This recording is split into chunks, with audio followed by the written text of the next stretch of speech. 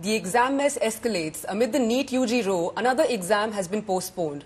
The NEET PG entrance examination, originally set for June 23rd, was delayed by the Health Ministry on Saturday as a precautionary measure. Interestingly, National Board of Education had also issued a notice addressing paper leak befooling on Friday. Meanwhile, 15,000 students are taking the NEET UG test today. The retest is being conducted after the NTA cancelled the scorecards of students who were granted compensatory marks for loss of time. Meanwhile, nationwide protests have pushed the Modi government to act. The centre has handed the investigation of the alleged issues in the NEET UG to the CBI. The centre has also made a major change at the NTA, replacing the current Director General Subodh Kumar with Pradeep Singh Kharola as the new NTA chief. This morning, let me get you one, the situation, how it looks like the outside such examination center. All these examinations carried out online as such facilities like one there in Noida sector 62. So all of a sudden this morning, 7:38, few students came to inquire about beyond this point. Of course, the security personnel did not allow them. And here all I see, this notice has been placed here, which says that Ministry of Health in notice has decided to postpone the schedule to be held tomorrow. So clearly this notice was pasted last night. Another said fresh date for NEET PG will be notified at the earliest. The third is very important. The decision has been taken by the government in the best interest of the students and to maintain the sanctity of examination process. So government did not give any reason why this examination has been postponed. Is it because of the leakage of the paper? There have been a paper leak, so clearly there is no words on that. आपका exam था जी? कब पता चला आपको कि exam postpone हुआ है? रात को लगभग 11 बजे। कितने स्टूडेंट्स थे लगभग जो अपीयर होने वाले थे नीट पीजी पे? लगभग 2.5 लाख स्टूडेंट होंगे। So ये अभी जो development that you are saying, the CBI probe being ordered, the NTA DG being removed, so the sequence of incident that you have noticed, how do you react on that being a NEET PG aspirant? देखो ये तो पता नहीं CBI क्या कर रही है, but exam देने के लिए आए थे, रात से रुके हुए हैं, दूर से आए हैं, तो थोड़ा परेशान तो हुए हैं। कहाँ से आए हैं? मैं होटल से आया हूँ, पलवल से। पलवल से, और रात में यहीं रुके? रात में यहीं रुके। जैसे बहुत सारे हमने स्टूडेंट देखे जो माता पिता के साथ अलग शहरों में गए, वहाँ होटलों में रुके थे, सुबह की तैयारी थी। सबसे मैं ये भी जानना है घर वालों का रिएक्शन क्या था, क्योंकि पूरे साल की मेहनत आप लोगों की थी और माता पिता भी उतने ही शामिल हो जाते हैं, वो क्या कह रहे थे? कुछ नहीं कह रहे, अभी एग्जाम पोस्टपोन हुआ है तो 15-20 दिन बाद वो कह रहे हैं कि पढ़ाई करो, डेट आएगी तब तक पढ़ाई करो। मनोबल पर और मानसिक स्थिति पर कितना असर पड़ता है इस तरह की घटनाओं? देखो मनोबल पे तो असर पड़ता ही है, कोई एग्जाम की तैयारी कर रहे हैं वो पोस्टपोन हो जाए तो फिर कॉन्फिडेंस लेवल तो थोड़ा सा और पढ़ना पड़ेगा। गवर्नमेंट इतनी इनकैपेबल हो गई है कि वो एक एग्जाम को जो कम से कम 1 साल पहले प्लान हो जाता है, उस एग्जाम को कराने में असमर्थ है। और बच्चे इतने स्ट्रेस में और इतने टेंशन में है कि बच्चों के भविष्य के साथ खिलवाड़ कर रही है गवर्नमेंट।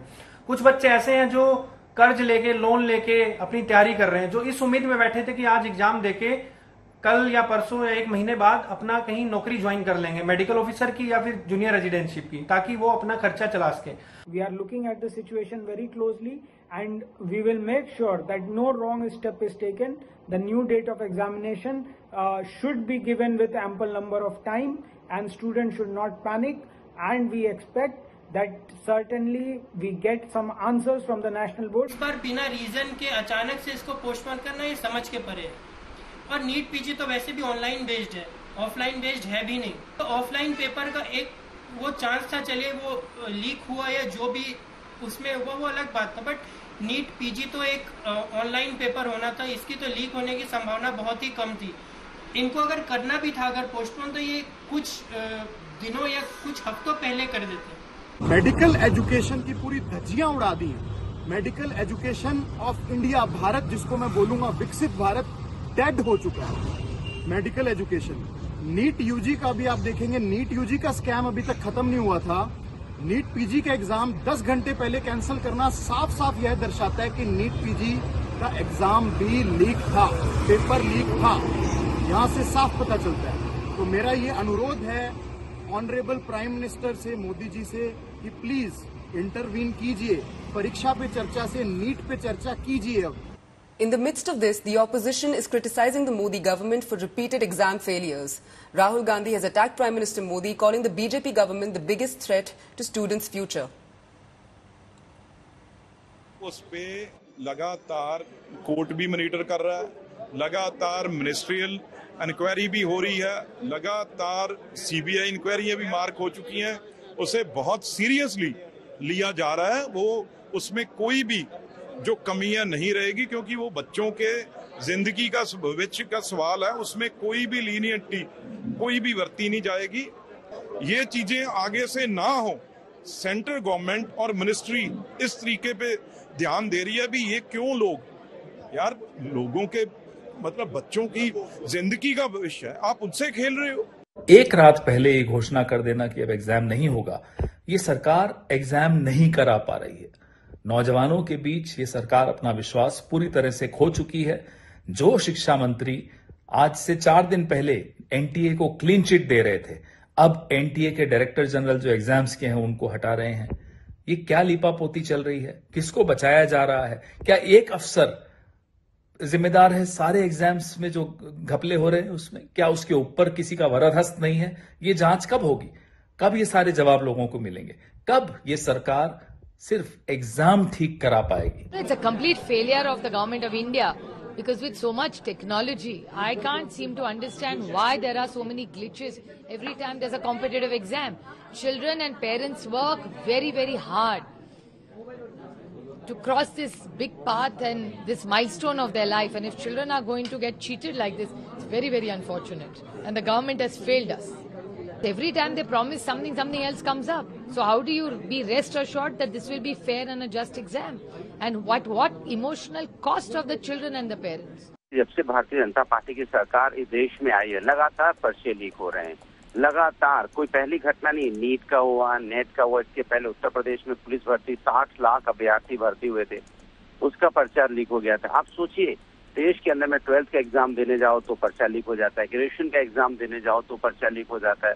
तो इसके मतलब आप ये पर्चा लीक कोई आप इसको इतनी आसानी से नहीं ले सकते। ये एक वार की तरह, जैसे किसी कंट्री में वॉर होता है तो जितना नुकसान होता है उससे कहीं ज्यादा नुकसान इससे होता है। ये राष्ट्रद्रोह का मामला है। ऐसे नहीं चलेगा कि पर्चा लीक हो गया और इंक्वायरी हो जाएगी, बाद में ये सस्पेंड हो गए, वो टर्मिनेट हो गए, लेकिन उनकी फैमिली पे क्या बीत रही होगी जिनके फाइनेंशियल क्राइसिस में आ गए। अब 1 साल बाद वो बच्चे को पढ़ा पाएंगे कि नहीं पढ़ा पाएंगे? They're being shameless about it, and if this is their excuse, oh we've cancelled exams, is actually letting down thousands and lakhs of students who come with the faith that the examination that they give will be free and fair. What is surprising is that they are taking action against bureaucrats. What they're doing away with is asking for accountability from those in government. Please, let's not forget, exam after exam, either paper leaks or grace marks or many other issues that have impacted them, whether cancellation, postponement. It's a problem that comes from we have to address the root cause. The root cause is the government. This is the largest educational scam of this century in our country. By replacing DG or by postponing certain examinations, this central government cannot disorder their responsibilities. We have seen our education minister saying few days back that no corruption has taken place. But later on, when thousands of proofs were coming out on the surface, which were proving that it was a deep-rooted conspiracy and it was a big corruption, they must be held responsible, and education minister must apologize before the entire country, and he should resign immediately.